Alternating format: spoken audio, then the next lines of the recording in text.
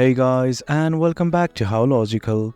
In this tutorial, we're gonna look at how to switch profiles in your Amazon account. Well, do note that I have already logged into my account. In case you have not, do log in right now. It is quite easy. Now let's simply try to switch profile. At the top right next to returns and orders, you'll see something like account and list. Simply hover over it. Then right here, you can see something like this. Currently, at the very top, you can see your profile, and below it, there's your list and your account. Right now, simply click on this profile right here. You can click wherever you want in this tab. And as you can see, something like this opened up. Well, from here, simply select the profile you want to switch to. I'm gonna select the profile at the bottom.